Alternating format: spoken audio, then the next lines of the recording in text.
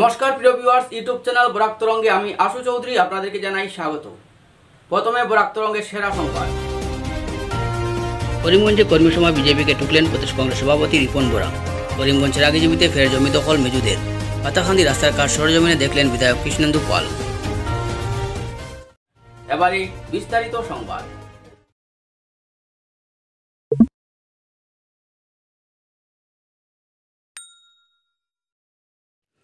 मंगलवार करीमगंजे आयोजित कर्मी सभाय प्रदेश कांग्रेस सभापति रिपन बोरा शासक दलेर बिरुद्धे बेश किछु अभियोग उत्थापन करें।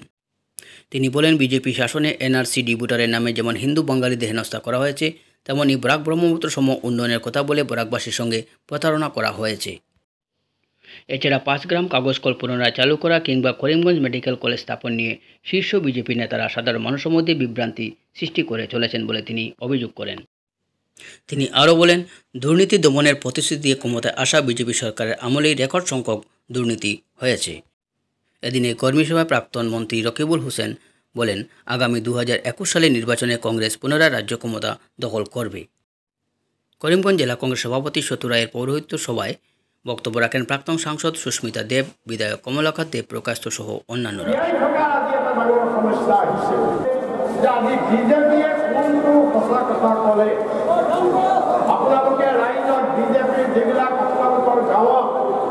বিজেপিৰ যিবিলাক নেতা কালি নেতা আছে তেওঁলোকৰ প্ৰত্যেককে প্ৰশ্ন কৰা যে বিজেপিক যে তোমালোকে কৈছা ভোট দিব লাগে, তোমালোকে যে কৈছা বিজেপিক ভোট দিব লাগে, যে কি যুক্তিত বিজেপিক ভোট দিব লাগে? তোমালোকে কোনটো কাম কৰিলা? তোমালোকে কোনটো প্ৰতিশ্ৰুতি ৰাখিলা? আমি কংগ্ৰেছ পাৰ্টিৰ সিদ্ধান্ত ল'লো। বন্ধু কেইদিনমানৰ আগত দাঁতাবাৰীলৈ গৈছিল, পাঠানকান্দিলৈ গৈছিল, গৈ পেলাই বোলে টেক্সৰ ল'বলগীয়া হৈছিল, কঁকাল ভাঙি গৈছে বোলে তেওঁৰ। বন্ধু তুমি কিতাপী ৰাস্তা, তুমি মন্ত্ৰী, তোমাৰ এই ৰাস্তাৰ যদি যাওঁতে তোমাৰ কঁকাল ভাঙি গৈছে। বন্ধু ছমাহৰ পিছত কংগ্ৰেছৰ চৰকাৰ হ'ব, তুমি আহিবা, আমি একদম সুন্দৰ ৰাস্তা বনাই দিম, তুমি কাম কৰা। তুমি বিজেপিৰ প্ৰচাৰ কৰিবা, তোমাৰ ৰাস্তা আমি বনাই দিম। কাৰণ পাথাৰকান্দি ৰাতাবাৰী এইবাৰ কংগ্ৰেছৰ বিধায়ক হ'ব আমাৰ। বন্ধু বন্ধু বন্ধু এই 5টা সমষ্টি এইবাৰ কংগ্ৰেছে পাব। কৰিমগঞ্জৰ হাইলাকান্দিৰ 3টা সমষ্টি পাব।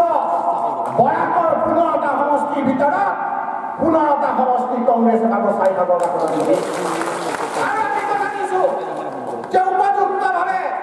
সকলোকে আমি আমার নিজের এখন এনে হলো রাজনৈতিকভাবে করিম। আমি আপনাদের বলছি বিজেপিকে জড়িয়ে আমরা আসামে আটকাতে পারি না।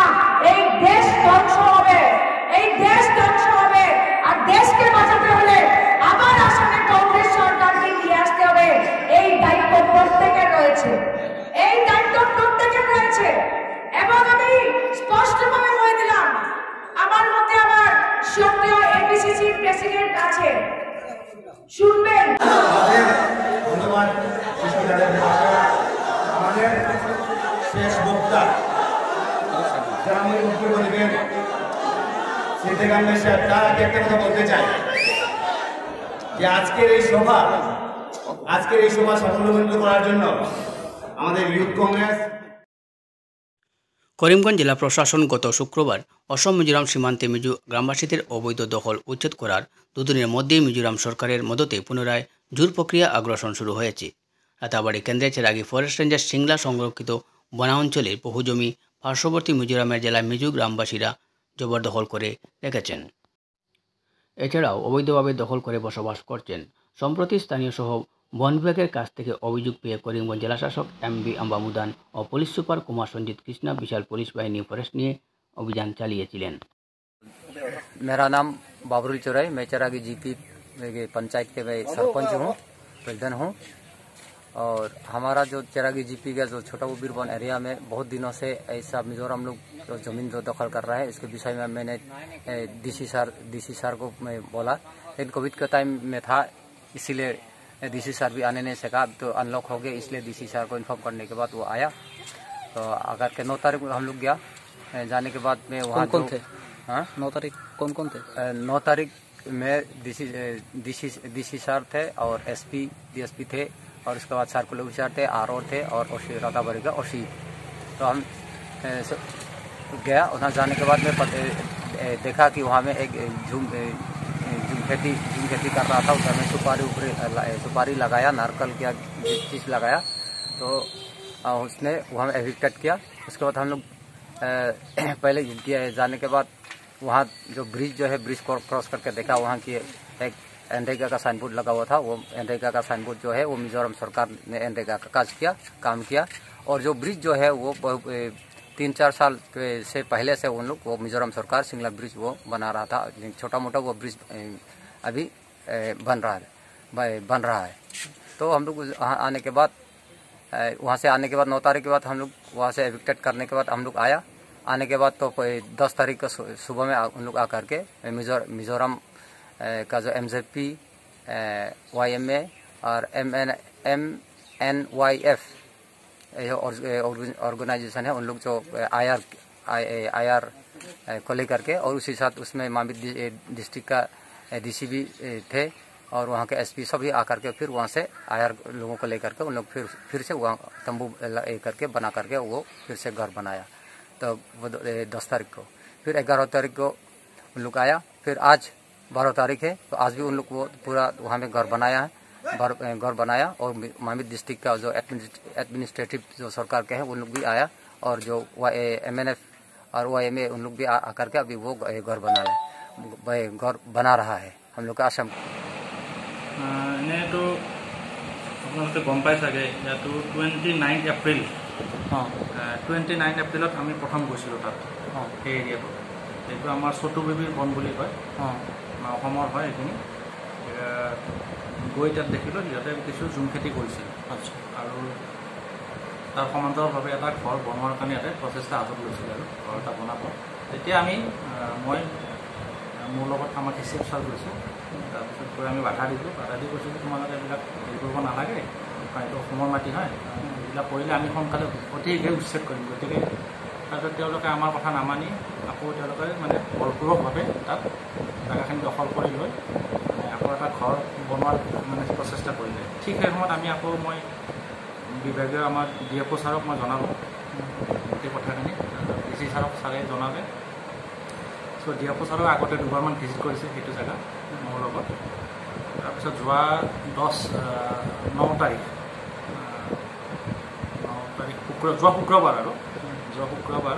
শুক্ৰবাৰে আমি আমাৰ ডিষ্ট্ৰিক্ট এডমিনিষ্ট্ৰেশ্যন গোটেই DC ছাৰ, SP ছাৰ, তাৰপিছত ADC ছাৰ, আমাৰ DFO ছাৰ, তাৰপিছত গোটেই পুলিচ প্ৰশাসন গোটেইখিনি লগত লৈ আমাৰ ফৰেষ্টৰো গোটেই বিশাল বাহিনী এটা লৈ আমি সেই ঘৰটো উচ্ছেদ কৰোঁ। আমাৰ যিটো সীমা পালংঘাট উন্নয়ন খণ্ড অধীন মোহনখাল রামমানিকপুর জিপির জনগণের আহ্বানে আয়োজিত নাগরিক সভায় পঞ্চায়েত সভাপতি, সচিব ও প্রতিনিধিরা উপস্থিত না হওয়ায় ক্ষোভের পারদ বাড়ল জনমনে। মঙ্গলবার আয়োজিত নাগরিক সভায় উপস্থিত হননি জিপি সভানেত্রী সালেমা বেগম বড়বইয়া সহ সচিব এবং অন্যান্য গ্রুপ সদস্যরা। আর এতে নাগরিকদের মধ্যে সভায় তীব্র ক্ষোভ দেখা দেয়।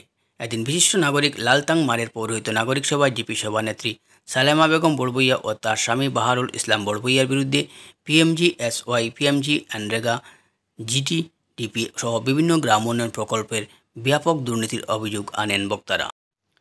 নাগরিক সভায় উপস্থিত ছিলেন প্রাক্তন জিপি সভাপতি সুজিত দাস, ফরিদ উদ্দিন মজুমদার, ধনঞ্জয় রায়, নিবারণ দাস, বিশ্বনাথ বর্মন, এলাম উদ্দিন লস্কর, কুরাম খাসিয়া, আবিদুর রহমান লস্কর সহ গ্রুপ সদস্য রুকিয়া বেগম, মুকুল উদ্দিন লস্কর। তখন এইসব নিয়ে আমি 6 নম্বর গ্রুপ মেম্বারের প্রতিনিধি মুকুল উদ্দিন লস্কর, আমরা পঞ্চায়েত, BDO, সেক্রেটারি সবরে আমরা নিমন্ত্রণ করছি, তারা আইছে না। আমরা যদি টানা না হয় ভবিষ্যতে আমরা সংগ্রাম করবো, যাতে আমরা এমনভাবে সংগ্রাম করবো আমরা প্রত্যেকে এই জিপির দণ্ডা ধরমু, তারা কিভাবে আমরা তথ্য দেয় না তা আমরা দেখবো।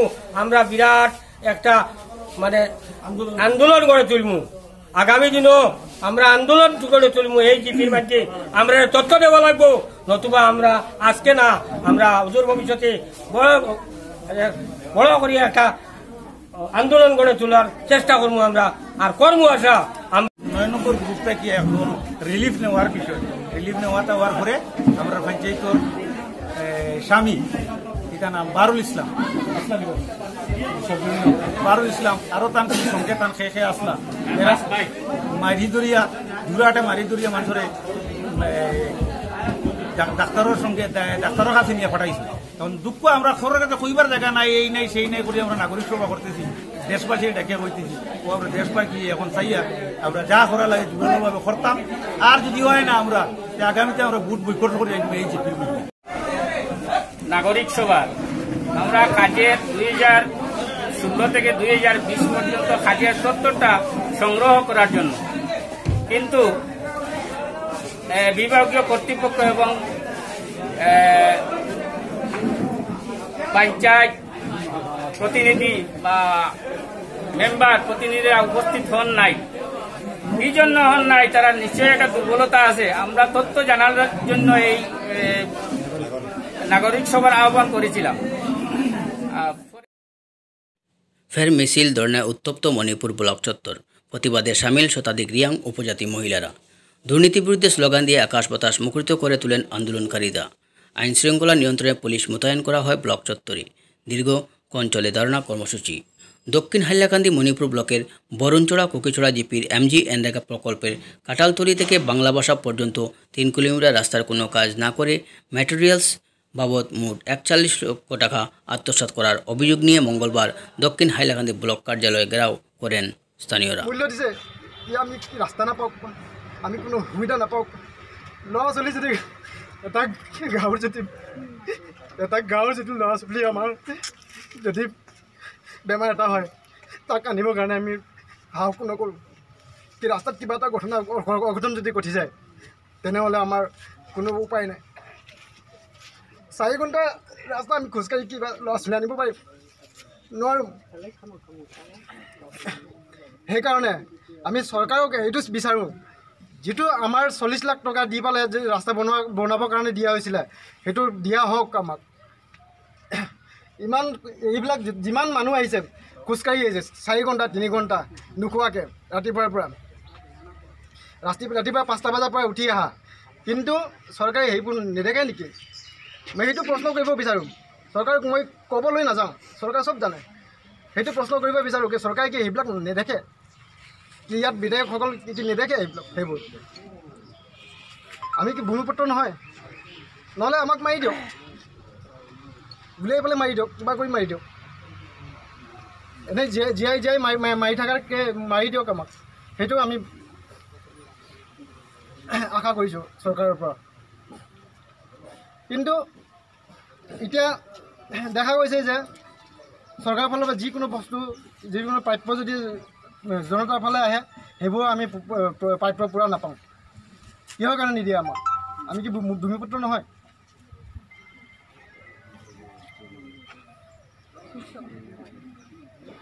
PMAY যে চৰকাৰী ঘৰবিলাক আহে সেইটো আমাক দিয়া নহয়, পাৰ্মিশ্যন নিদিয়ে ফৰেষ্টৰে, চবেই নিদিয়ে, ইনক্লুজাৰক নিদিয়ে। বাসিন্দা ইনক্লুজাৰ কি? ইয়াত আমি 100-150 বছৰ ধৰি গাঁও এখন বনাইছোঁ, গাঁওখনত কোনো রাস্তা এতিয়ালৈকে দিয়া নাই। পাতাকান্দি বেহাল জাতীয় সড়ক সংস্কারের কাজ চলার পেছনে বিশেষ করে স্থানীয় সংবাদকর্মীদের যথেষ্ট অবদান রয়েছে বলে স্বীকার করলেন স্থানীয় বিধায়ক কৃষ্ণেন্দু পাল। মঙ্গলবার তিনি রাজ্যের পূর্ত দফতরের মন্ত্রী ডক্টর হিমন্ত বিশ্ব শর্মার নির্দেশে সেই সড়কের সংস্কার কাজ সরজমিনে খতিয়ে দেখতে এই সংবাদ মাধ্যমের প্রতিনিধির উদ্দেশ্যে বলতে গিয়ে বলেন, বিগত দিনে বেহাল এই সড়ক সংস্কার নিয়ে অনেক রাজনীতি হয়েছে। বিধায়ক কৃষ্ণেন্দু পাল বলেন, পুজোর আগেই রাস্তাটি চলাচলের উপযোগী করে তোলা হবে। করিমগঞ্জ জেলার তৰফৰ পৰা মাননীয় মন্ত্ৰী মহোদয় যে 3 দিনৰ ভিতৰত যি উদ্যোগ লোৱাৰ পিছত আজি ফুল প্লেজেট আপোনালোকে দেখি পাইছে যে বাইপাছৰ কাম চলি আছে। এইফালে কানাই বাজাৰ টু মুণ্ডমালাৰ ৰাস্তা অলৰেডি মানে আজিৰ পৰা GSB আৰু মেটেল ষ্টাৰ্ট হৈ যাব। পূজাৰ 3-4 দিনৰ আগত মোটামুটি যাতে গাড়ী কৰিমগঞ্জৰ পৰা আপ টু চৰাইবাৰীলৈকে এই যে ৰাস্তাবিলাকত যি বেহাল অৱস্থা আছিলে এইটো পূজাৰ 3-4 দিন আগৰ আগত ৰাস্তাবিলাক মোটামুটি এটা চলাৰ ব্যৱস্থা হ'ব আৰু আফটাৰ পূজা ফুল প্লেজেড কাম ষ্টাৰ্ট হ'ব। আমি ভাবিছোঁ যে উইদিন জানুৱাৰী পাথাৰকান্দি টু মুন্ডমালা টু কানাই বাজাৰেৰ কাম কমপ্লিট হব আৰ বাইপাস আৰ 1 মাহ 1.5 মাহৰ ভিতৰত কমপ্লিট হব। আৰু আমাৰ যে দুঃখ ইমান কষ্ট কৰিলে আমাৰ এই পাথাৰকান্দি বেসিক্যালি পাথাৰকান্দি আছিংগঞ্জৰ ৰাইজে তেওঁলোকে এই কষ্টৰ পিছত আজি এটা ভাল দিন দেখি পাব। এটোৰ কাৰণে সৰ্বপ্ৰথমে আমি আমাৰ মাননীয় মুখ্যমন্ত্ৰী মহোদয় সৰ্বানন্দ সোনোৱাল ডাঙৰীয়া আৰু আমাৰ পূৰ্ত দপ্তৰৰ মন্ত্ৰী মাননীয় হেমন্ত বিশ্ব শৰ্মা মহোদয়ক ধন্যবাদ মই জ্ঞাপন কৰিছোঁ। আৰু এটা শুনিব পাইছোঁ যে RRP পাৱাৰ পিছত কিবা বিন্নীয়ে কেনেকৈ পালে এইটো প্ৰশ্ন উত্থাপন হৈছে, আপুনি কি কয়? এইবিলাক বস্তু আপোনালোকে মানে কৰি কোনো নাই। কোনো এটা মানুহক যদি দায়িত্ব দিয়াৰ পিছত যদি কাম নকৰে, মানে যেদিন কাম পায় তাৰ ভিতৰত এটা টাইম টেনিয়ৰ শিডিউল থাকে, এই টাইমৰ ভিতৰত মোবিলাইজ কৰিব লাগে তেওঁৰ মেচিনাৰিজবিলাক। তাৰপিছত এগ্ৰিমেণ্ট হয়, এই এগ্ৰিমেণ্টৰ ভিতৰত মানে কৰাৰ পিছত তেওঁলোকে মেইনটেনেন্সটো তেওঁলোকে কৰিব লাগে। কিন্তু আপোনালোকে নিজে